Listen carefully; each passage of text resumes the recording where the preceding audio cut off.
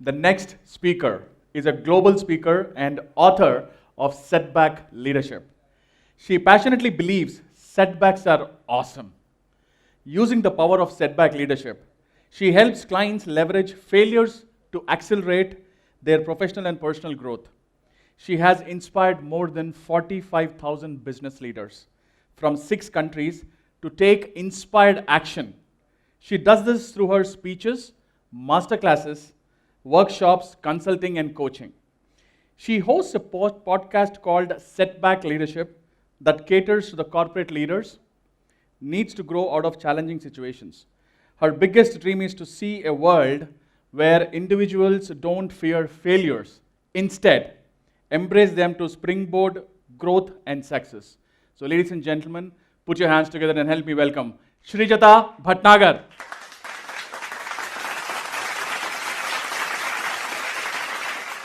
So in early 2009, a very ambitious career woman decided to take a break.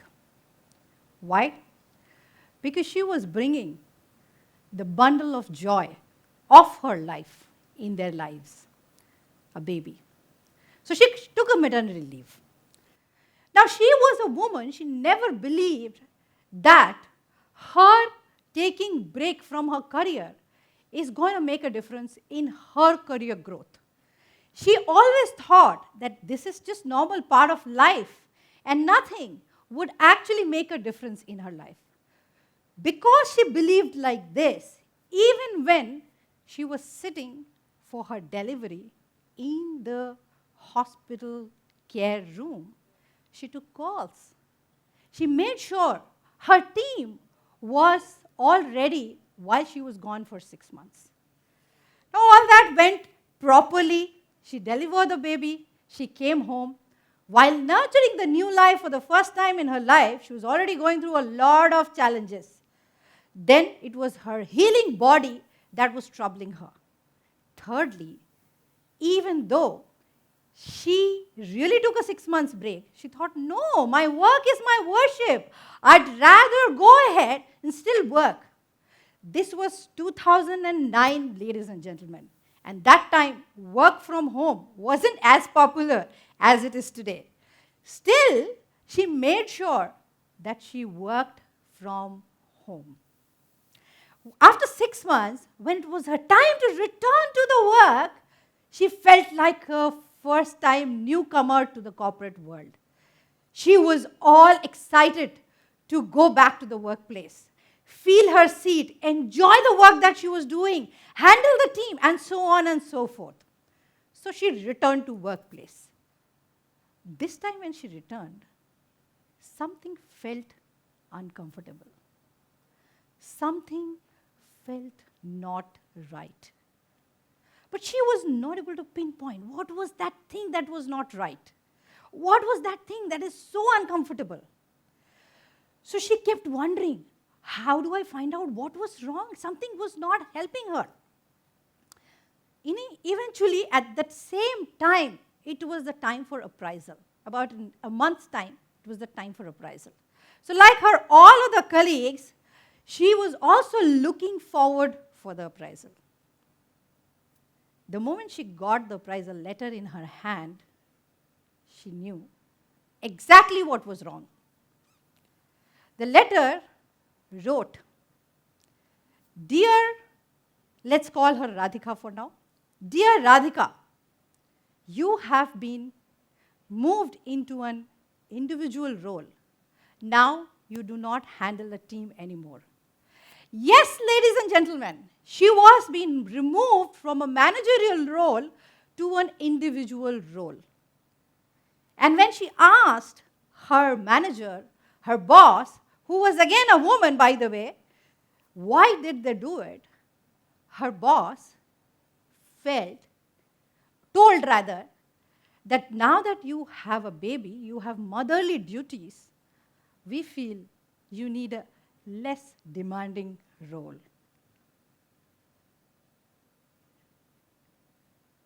That's exactly the face that she had during this conversation.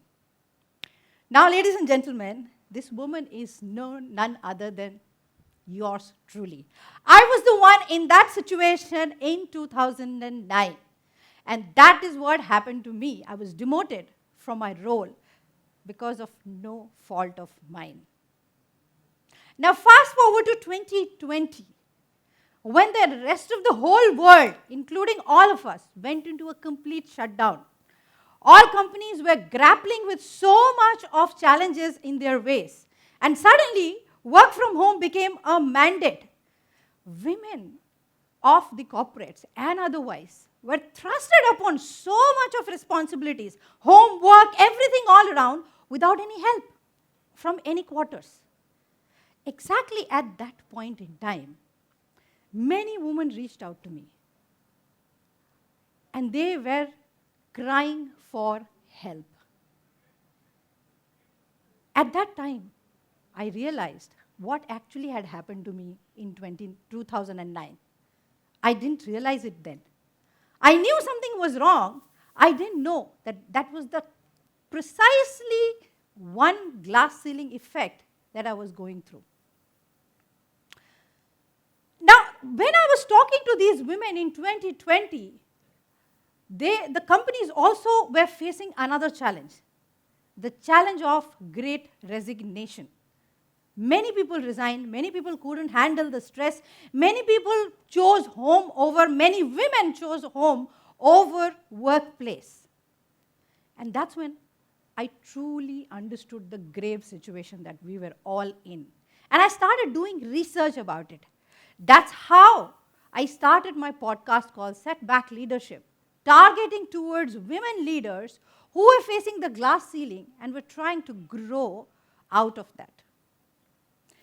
I spoke to many leaders from across industries, across geographies to understand what could we do, what are the real challenges that we're all facing, and how we can help women not really fall prey to these biases, these stereotypes, these glass ceilings, and still grow while they're maintaining so many balancing acts in their careers and lives. What I realized while talking to them is that there are three pillars of breaking the glass ceiling. What are these three pillars? The first one is I, me, myself. Oh, no. I'm just joking. It's the women. It's the women in the entire ecosystem who need to first understand what are the biases, what are the stereotypes, what are the glass ceiling that we are going through. Now let's go back to my own example, right? When I was going through these challenges, I knew there was something wrong. But did I really know what was wrong? No. Did I really know that exactly what I should do to my boss or what exactly should be my response to that so that the similar mistake doesn't get repeated? Was my boss ready to listen to me? Was I ready to believe that just because I have become a mother, I should just think that this is normal? Biases were normal for mothers? Was I really aware and acknowledge my own capabilities? If you ask me, the answer is a big no. No, I didn't know any of these. That's why I always say that it's us women who need to first understand that yes, we are going through challenges, yes, we are going through biases, and how do we then go after it? So how did I solve my own challenges? Today, nobody can trip me. But how did I do that? I did it by learning a couple of things. For example, journaling. Journaling happens to be one of my favorite things, to write down what is going wrong, what is going right, what I'm feeling good, what I'm not feeling good, so on and so forth. And the second one, which is my favorite tool, is the power of reframing. Whenever I'm hit with a challenge, instead of asking, why me? I ask, wow, it's me. Amazing. Let's see the opportunity that is hidden behind this setback. And that has changed the way I think. Now, the second pillar is the leaders. Now, all of you sitting here are the leaders in various organizations. And you are dealing with many women in your team. How you as a leader can help these biases, stereotypes, and glass ceiling go away from the system? First of all, being empathetic. Let me share a quick anecdote here from a leader that I recently coached. So let's call him Ramesh. I'm in love with this name for now, Ramesh. So let's call him Ramesh. So Ramesh was hiring a woman in his team. And so he felt the girl was the best suited for this role. However, the girl couldn't move from Bangalore to Hyderabad for this role. Even in spite of that, Ramesh decided to go ahead and hire her. Now the next question was, okay, how much salary should we pay her? So he went back to the recruiter and asked him, how much was her salary? What he found out was very interesting. He got the salary of the girl and he compared this with the rest of the team members, the contemporaries that she would be working with in the new organization. And what he found was astounding. She was earning at least 40% lesser than her contemporaries in the new organization. Fortunately, the organization that Ramesh works in believes in fair pay. So they really wanted to make it fair for her. So the next question was, okay, let's see how much hike did she ask for. Can any of you in the crowd tell me how much percentage hike did she ask for? Anybody? 10, 20, 30, 50? Any answers? Yes, 20%. One of you said 20%. You're right, my friend. She asked for a 20% hike. That didn't help her either, because the company believed in giving good pay. So this leader was in a confused state of mind. And he came to me saying that, Srijata, what do you think we should do? We don't know what to do now.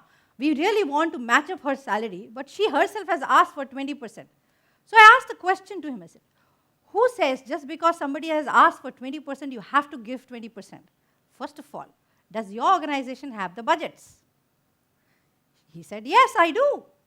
I said, okay, if you have the budgets, why not give her 50% hike? So he was taken aback. He's like, why? I said, think about it. If you give her 50% hike, she's going to first increase her confidence level from here to here, where she's right now believing, I am only capable of this much. And when you give her that, she knows her real worth. Two, you as a leader is questioning not one, but many status quos. We have so many rules like this. We can't give somebody more than 20% hike from their last job. Says who? We can't hire women from work from home. Says who? We can't have women who are not married because they will get married one day and go away. Says who? So that's how leaders, by questioning the status quo, can change the biases, the stereotypes, the glass ceilings around them. The last piece is, of course, organizations. What about organizations? Who is organization? Is it that brick and mortar? Is it that building? Is it those rules, regulations? No. It is us. It's the human capital. Is what is part of organizations. Now, many of you sitting here are CEOs and decision makers and rule makers of your organizations. What can you do to make a difference in the world, as well as help your women break the glass ceiling? First of all, have gender-neutral GDs and KPIs. What does that mean? What it means is that instead of having gender-related, I want him, using those pronouns that makes it completely in your mind, okay, this is a he profile, this is a profile for a man, create profiles where you remove all these gender-specific explanations. Very interestingly, I was reading a book called Invisible Woman. And in that book, the writer mentions, her name is Caroline Perez, she mentions that simple word like strong means very different when written in a male resume versus in a female resume. So when the word strong is written in a male resume, the male leader or the applicant is seen as powerful, decision maker, great personality. The same word, if it is mentioned in a female resume, she is seen as arrogant, as bossy, as someone who is difficult to work with. Same word, different meanings. Talk about perceived value of words. So how can you solve this problem as organizations? Remove names from the CV before it gets screened. Have AI screen your CVs and not human beings who are highly going to be biased. All of us are biased. I am biased too. It's not that only you're biased. I am biased too. I am hugely biased. And when I realized that, I consciously put that effort. That's one way of doing it. The second way of doing it is facilitate gender-neutral spaces for networking. How many of you have Friday night booze parties in your organization?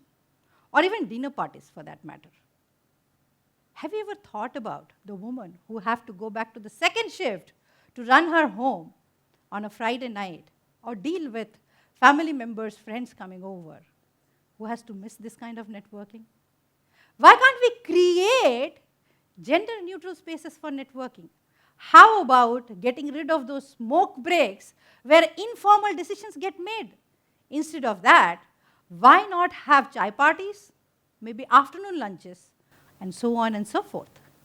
And the third one is increase and utilize your L&D budget.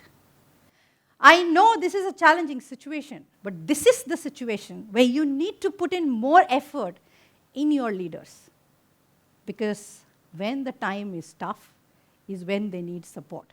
Even if you have the strongest of the leaders, it is important to make sure that they are nurtured, they are spoken through, they are taken care of so that they can in turn take care of the rest of them. Because when you don't do all of this, productivity sucks, human connection doesn't build up, there is less of trust, and ultimately, the organization suffers. Lastly, I'm just going to say this. If you want your women to soar, you need to set the stage for them, support them, and cherish them so that they can soar. Get comfortable with the uncomfortable, guys, and make sure you all soar together. Thank you so much.